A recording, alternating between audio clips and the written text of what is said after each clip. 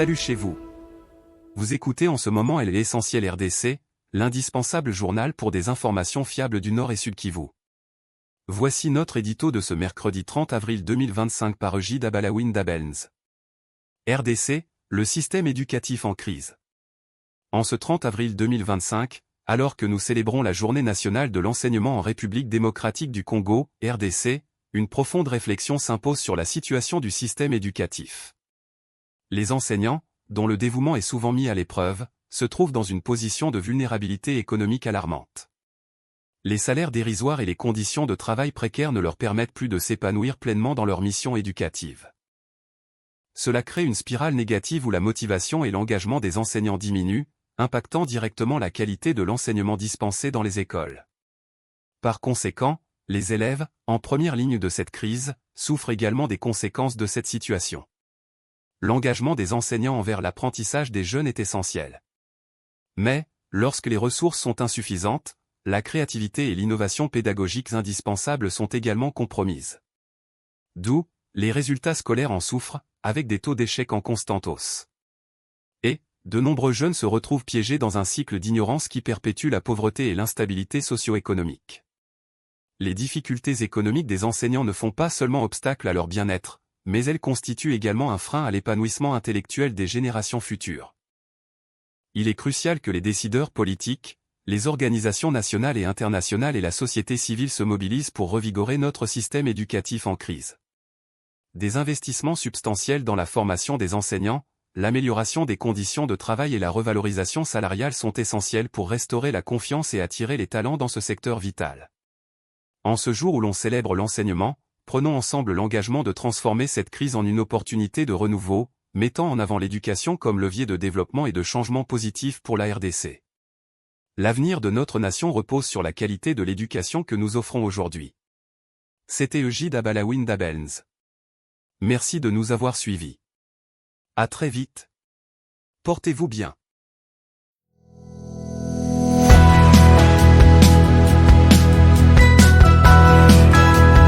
Voici nos infos du Sud et Nord Kivu de ce mercredi 30 avril 2025.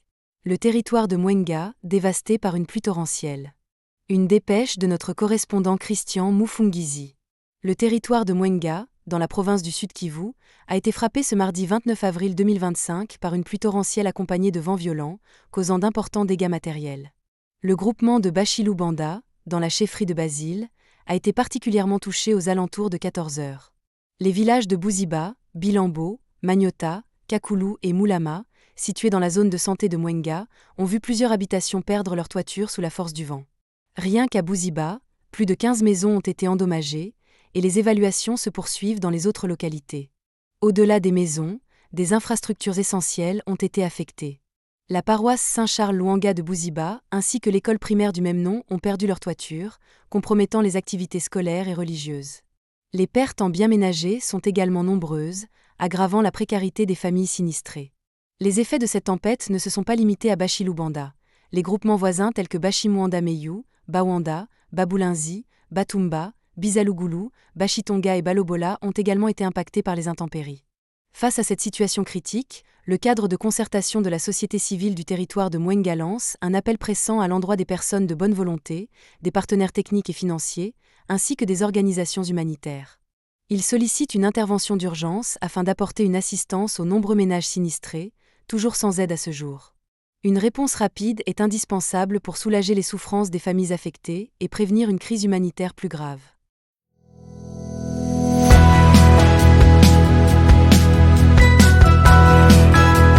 Goma. Le CICR facilite le transport des éléments forces armées RDC et PNC vers Kinshasa. Par Messi Ngoma Abalaoui. Le Comité international de la Croix-Rouge, CICR, sollicité en tant qu'intermédiaire neutre, a engagé des convois pour acheminer, de Goma à Kinshasa, plusieurs centaines de personnes désarmées. Ces dernières sont issues des forces armées de la République démocratique du Congo, FARDC, et de la police nationale congolaise, PNC, ainsi que leurs familles.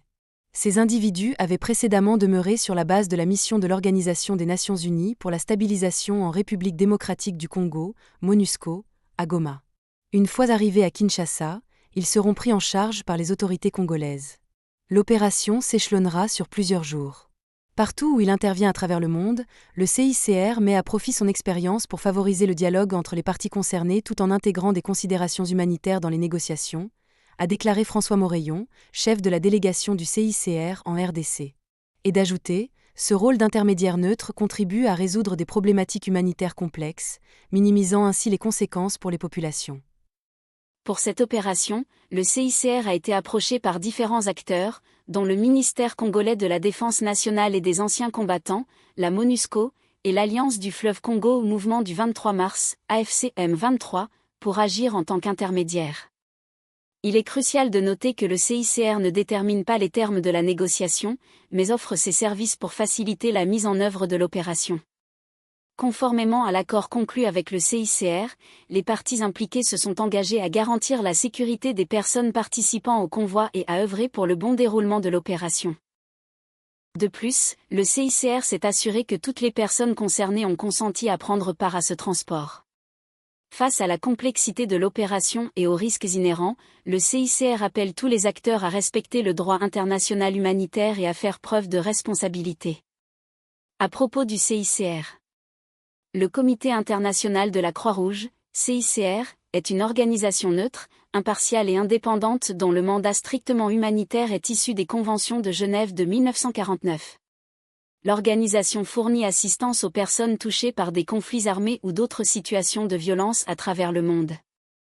Elle s'efforce d'améliorer leurs conditions de vie et de protéger leur vie et leur dignité, souvent en collaboration avec ses partenaires de la Croix-Rouge et du Croissant-Rouge.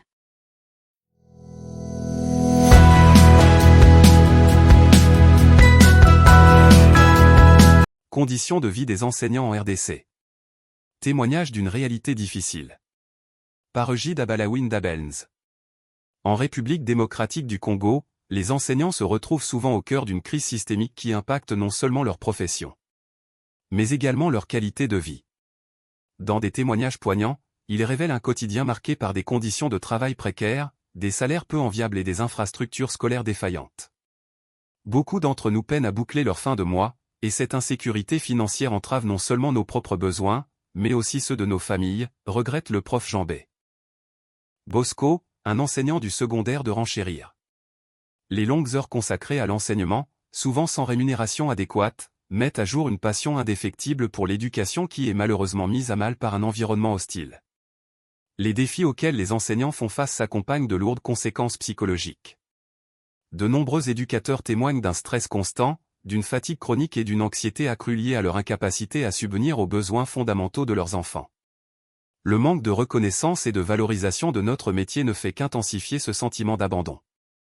Les enseignants sont souvent pris entre leur engagement pour l'éducation et leurs réalités économiques, une dualité qui peut engendrer un profond malaise et un désenchantement envers leur vocation, décrit Hubert, enseignant d'une école primaire.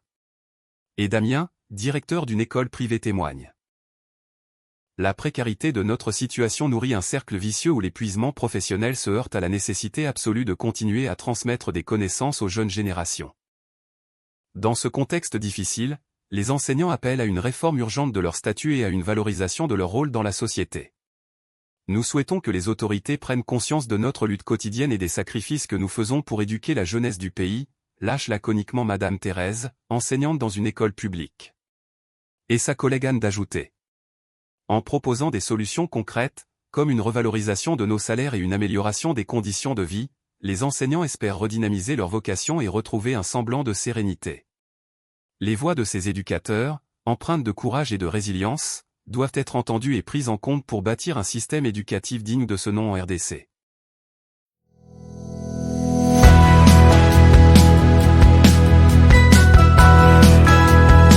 L'organisation Reporters sans frontières, RSF, a organisé un café JTI en ligne le mardi 29 avril 2025, depuis Dakar, au Sénégal. Par Egide Abalawin Dabelns. Cet événement a réuni de nombreux professionnels des médias en Afrique autour du thème central, la Journalism Trust Initiative au service de la professionnalisation des médias en Afrique. Co-animé par Blandine Angbako, responsable du bureau Afrique subsaharienne de la Journalism Trust Initiative, JTI, Reporters sans frontières, RSF, et Sadibou Marron, responsable du bureau Afrique de RSF, ce café en ligne s'est distingué par des exposés, des échanges dynamiques, ainsi que des partages d'expériences et des interactions entre les intervenants et les participants. Parmi eux, le média en ligne L'Essentiel RDC a pris une part active à la discussion, grâce à la participation de son directeur de publication, Egide Abalawin Dabelns. Lors de cette rencontre, une question essentielle a été posée par notre estimé confrère du groupe de presse L'Essentiel: comment l'organisation RSF envisage-t-elle de promouvoir davantage la JTI en Afrique francophone, notamment dans la région du Kivu en proie à la guerre en République démocratique du Congo? Sadibou Marron a alors évoqué les mesures concrètes que RSF prévoit de mettre en place. Il a déclaré: « Nous sommes très conscients de tout ce qui se passe là-bas depuis les mois de novembre et décembre 2024. Nous sommes également satisfaits des perspectives qui émergent grâce aux accords politiques en cours, qui pourraient mener à une cessation des combats. L'Est de la RDC est une zone prioritaire pour nous. Au cours des 2 dernières années, nous y avons mené des projets importants visant à garantir la sécurité des journalistes, améliorer la qualité de l'information et lutter contre la désinformation. Notre dernier projet consiste à mettre en place une maison pour accueillir les journalistes réfugiés. Malheureusement, l'instabilité nous a contraints à suspendre ce projet pour assurer la sécurité des journalistes. » Il a poursuivi en soulignant l'importance de la JTI dans ce contexte. « Avec la situation qui évolue, nous avons un correspondant dynamique, Trésor Mpanda, avec qui nous pourrions collaborer en termes de formation et de conception. Il est crucial, au fur et à mesure que la situation se normalise, d'inclure un maximum de journalistes et de médias, notamment des radios communautaires, dans le processus de la JTI. » Marron a aussi mentionné la possibilité d'accorder des bourses pour soutenir les médias dans un contexte économique difficile. Dans les premières années, RSF a pu accorder des bourses de certification. Et nous continuerons cette démarche pour aider les médias engagés jusqu'à ce qu'ils obtiennent leur certification. Cela fait également partie de notre contribution au développement des médias en Afrique. Cet échange a mis en lumière non seulement les défis auxquels font face les journalistes en Afrique, mais aussi les efforts significatifs déployés par RSF pour promouvoir la professionnalisation et garantir la sécurité des professionnels des médias. Dans des contextes aussi complexes que ceux rencontrés en République démocratique du Congo. Les initiatives telles que la JTI peuvent jouer un rôle crucial dans la formation d'un écosystème médiatique résilient et responsable.